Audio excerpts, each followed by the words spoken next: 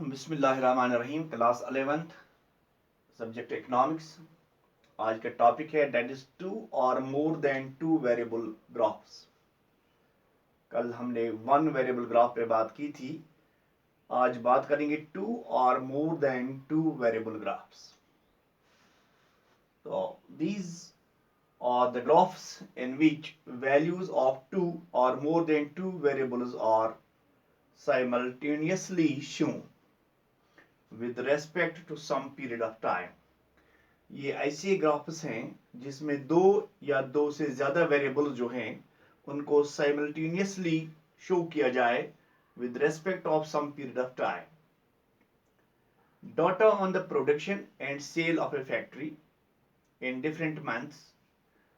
आज हम दिखाएंगे जो प्रोडक्शन है, डाटा जो है प्रोडक्शन की और सेल की एक फैक्ट्री जो है इन different months would make it two variable graphs।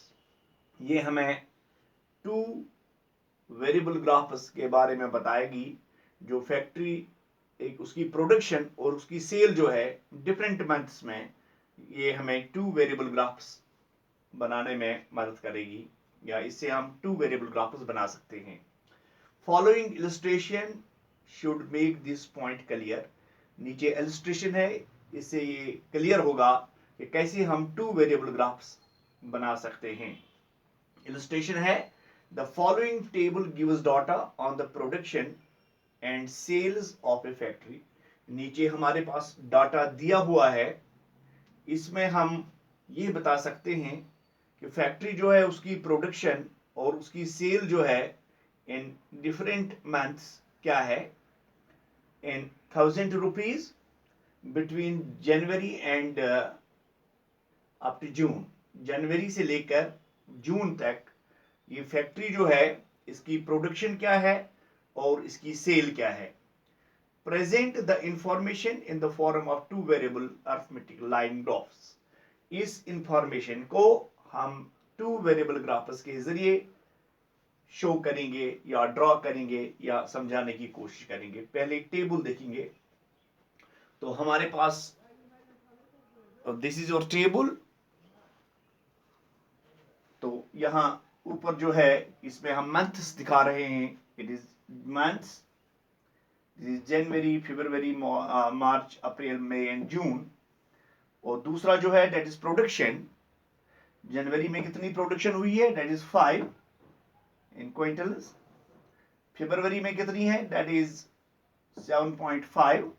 मार्च में 5, अप्रैल में 10, मई में 12.5 और जून में 15।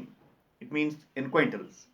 नाउ जब सेल की बात करें तो जनवरी में सेल जो हुई है दैट इज 7.5, फरवरी में सेल जो हुई है दैट इज 10, मार्च में 7.5, अप्रैल में 12.5 और मई में 15। जब जून की बात करें दैट इज 17.5। तो दिस इज टेबल। इसी टेबल को इसी को बुनियाद बनाते हुए हम एक ग्राफ ड्रॉ करेंगे जिसको हम कहेंगे टू वेरिएबल ग्राफ्स। तो कल जो था, कल हमने प्रोडक्शन की बात की थी, वो सिंगल वेरिएबल ग्राफ था, तो that was easy to draw और उसको इस तरह से हमने कल ड्रॉ किया था यहाँ।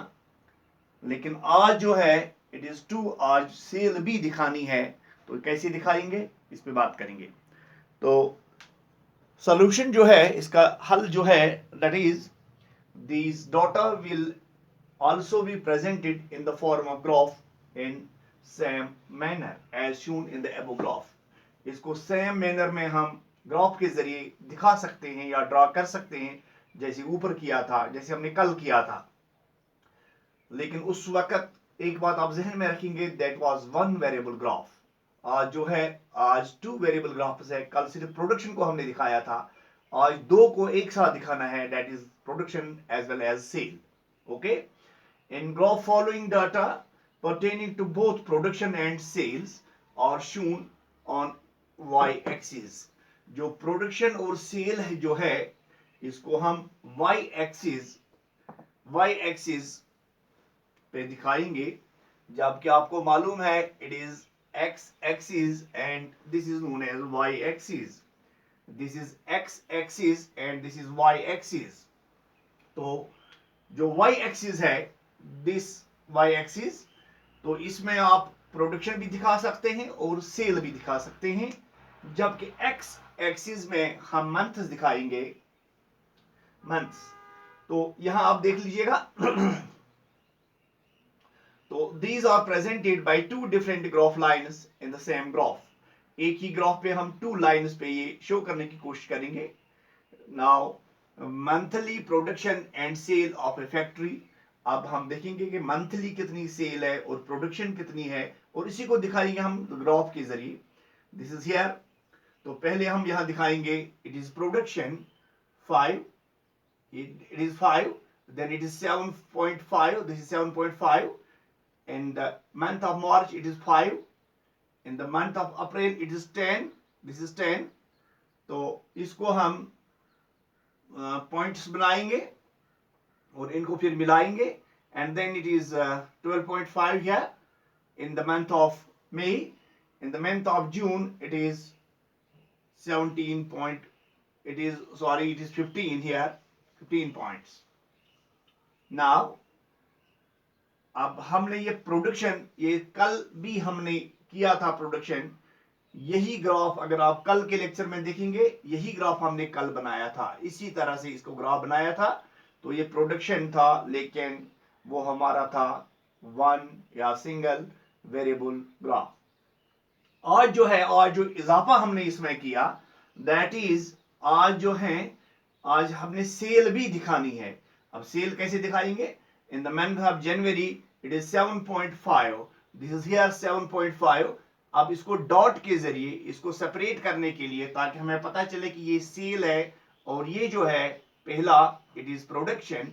इसको सीधा लाइन, स्ट्रेट लाइन या बोल्ड लाइन कहेंगे हम, लेकिन जब हमने दूसरा देखा जिसको हम कहेंगे सेल, इसको हमने डॉट लाइन के जरिए, डॉट के जरिए समझाने की कोशिश की. This is 7.5 here and here it is 10, it is 7.5 again, it is 12.5, it is 15 here, and then it is 17.5, it is 17.5, it is 15 here.